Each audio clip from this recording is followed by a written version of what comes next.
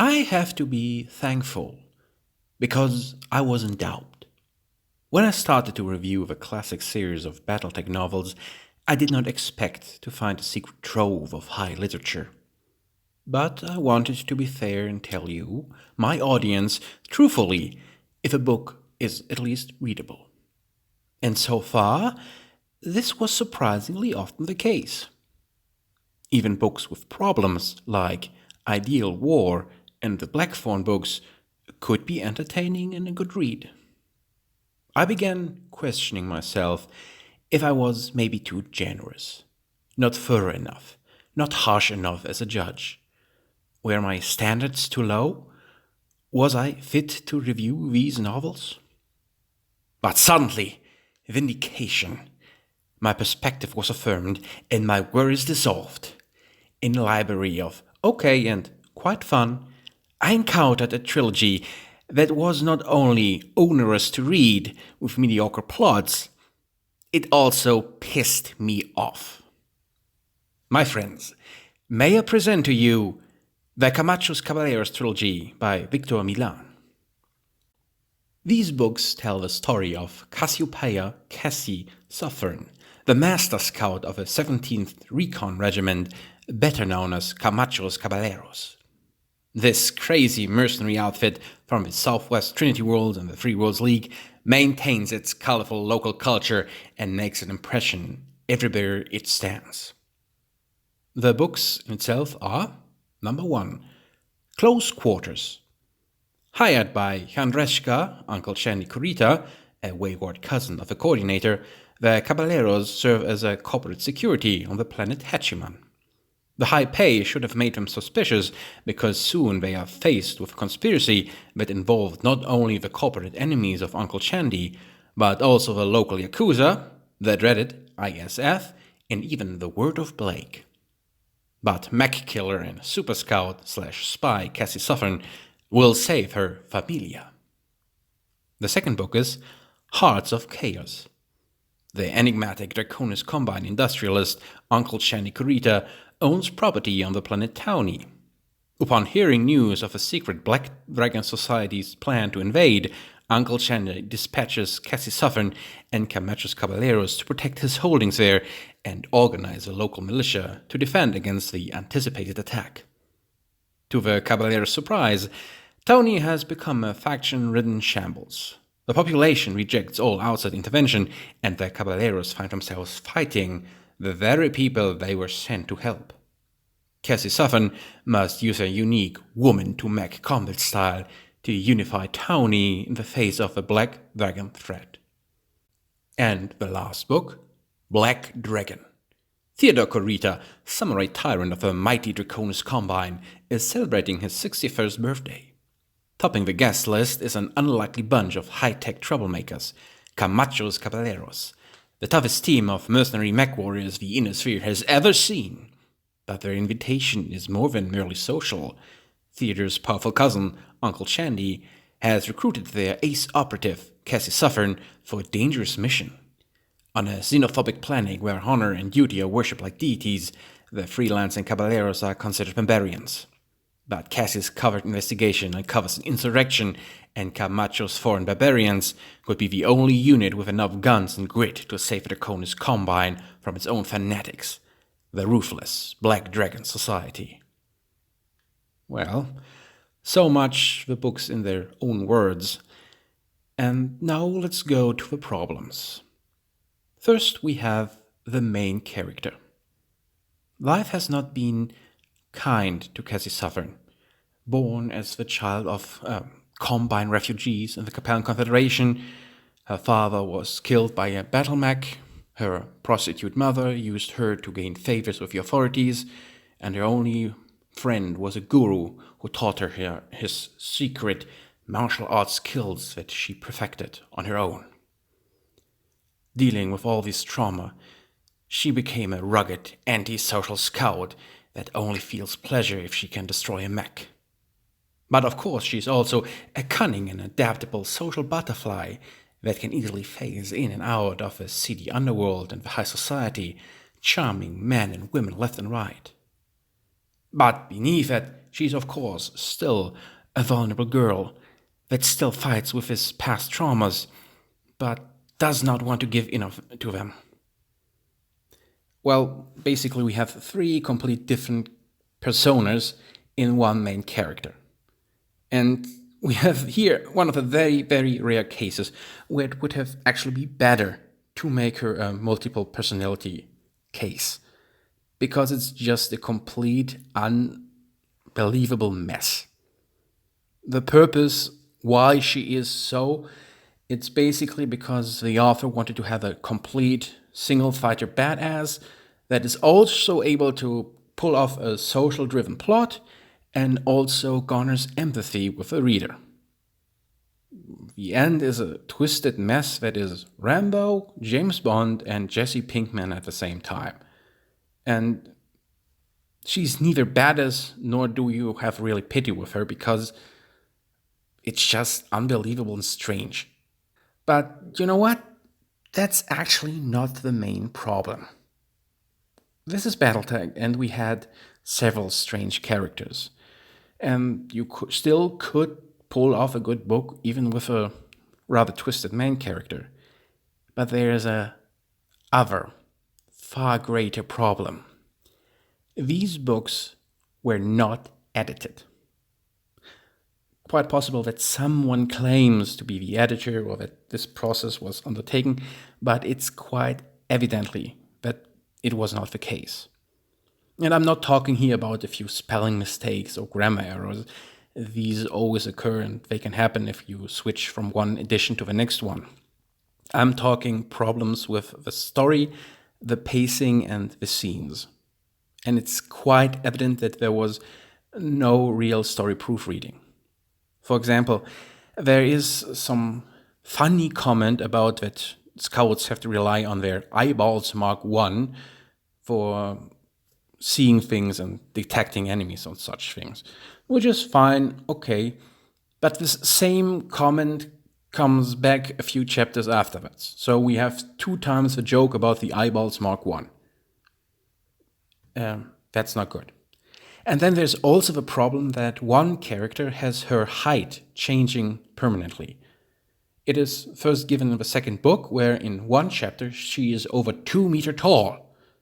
And then 2 chapters afterwards, she is shrunk to 173 centimeters. If you're American, that means she lost 1 feet of height. And then in the next book, she is 183 centimeters tall. That means she has added a 1911 to her height. And that's just sloppy mistakes that an editor has to see and correct. There's also a bigger problem. If it would just be some continuity errors, okay, fine. But the main purpose of an editor is to kill the darlings and trim the fat.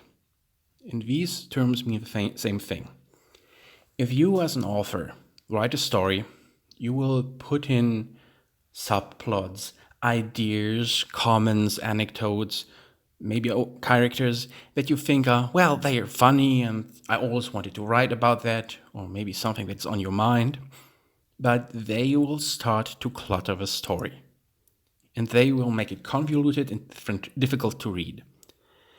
Your aim as an author must to be a tight story, where every paragraph is either driving the story forward or delivers crucial understanding to the reader. Someone who is very good in doing this is, in fact, Michael Stackpole. I will continue to criticize him for his strange characters and telenovela arcs, but his stories are always very tight written. Everything has a purpose, everything builds up to something, and as a result, his books are far easier to read. If I sit on a bad Michael Stackpole book, I may be saying, well, that was stupid, but at least I was able to finish this in 3 sessions. I had to really chew my way through this Camacho's Caballeros trilogy, and that is a sign that there's something really bad. Another thing I also want to have to mention is the double meaning of Chekhov's gun. You probably also already know the term. Check of guns means if you want to shoot in Act 5 with a gun, you have to introduce it at the beginning of a play, maybe Act 1 or 2. But there's also another meaning. If you introduce a gun at the beginning of a story, it has to go off at the end of a story. You just don't introduce plot devices, MacGuffins, characters, ideas, plot lines that go nowhere. And that's the case in these books. They are characters and ideas that have no purpose. They're complete paragraphs that do not help the story, that do not add character, that are just because Mr. Milán wanted to write something. For example, in the first book, there is a discussion between one of the Camacho characters, who has no real purpose for the story, and a third-rate interviewer, who has also no real purpose for the plot, and they talk about the Great Catalan Company. That was a mercenary outfit from the medieval era. It's a nice story if you're into mercenaries in the medieval times, but it serves no purpose for the story. And that's, again, pages that do not interest the reader. Later then, in the second book, we have a secret exchange where a dropship with clanners comes to Towne. And will this be a great reveal, a turnaround? Is there even more to the... And no, it's just they make a delivery run for Uncle Chandy and that's it. It's not even important what they deliver because that's dealt with one single paragraph afterwards. And so you have a bunch of useless side stories, side events, and huge chapters that can actually be removed from the books without changing the plot. And that creates tons of empty scenes and is just a giant waste of time and makes it a boring read. And at the end, that's one thing that entertainment should not be: boring. And while they add it, there's also the problem with the characters. These books have far too many characters. You usually get introduced to them with a name, with some descriptions, and at the beginning you will think, oh, is this a character that will be important later? Will this character be necessary? And no, they are just extras. There's no impact, there's no connection, there's no meaning to them.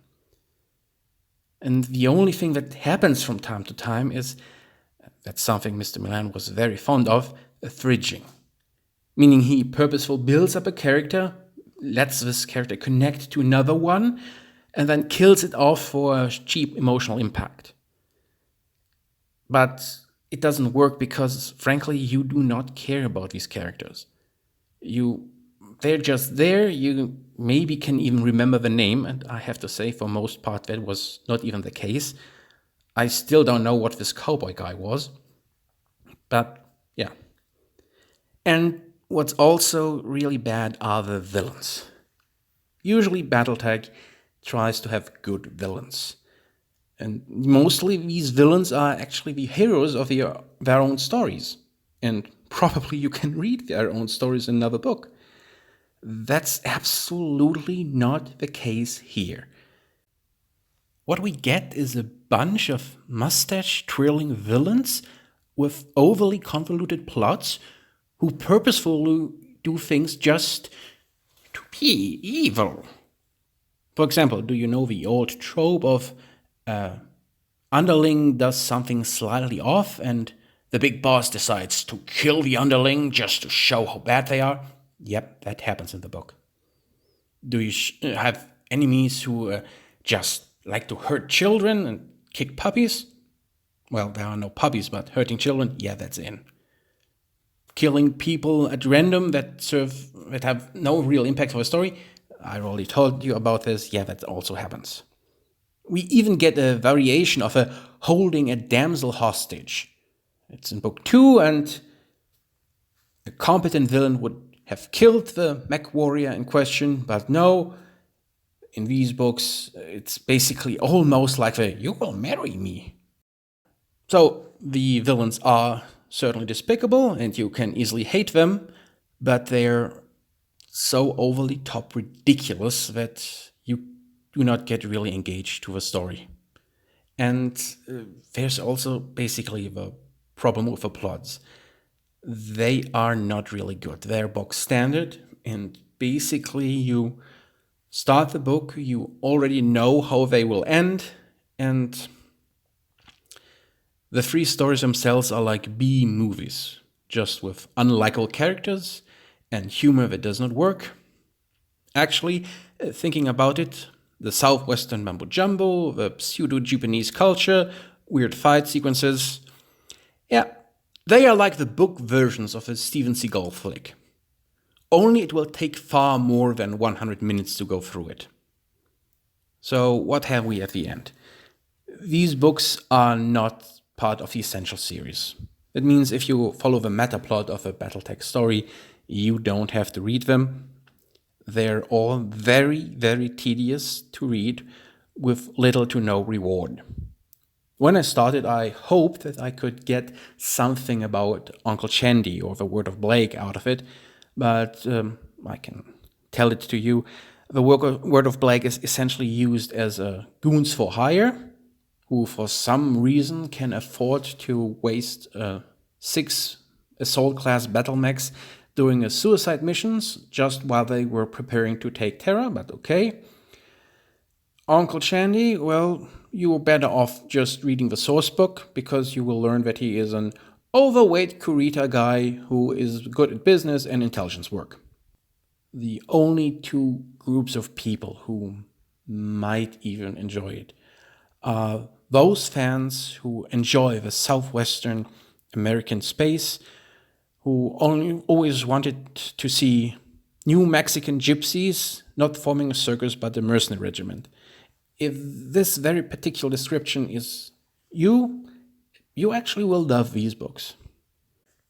Besides that, if you a die-hard Draconis Combine fan, and if you sleep always with your trusted Theodore Kurita body pillow, you may also enjoy the description of the Draconis Combine, but frankly I think it would be far more sensible to just read up about Japan and the Showa era, or Japanese culture in general, because you will really learn something you can use in the real world.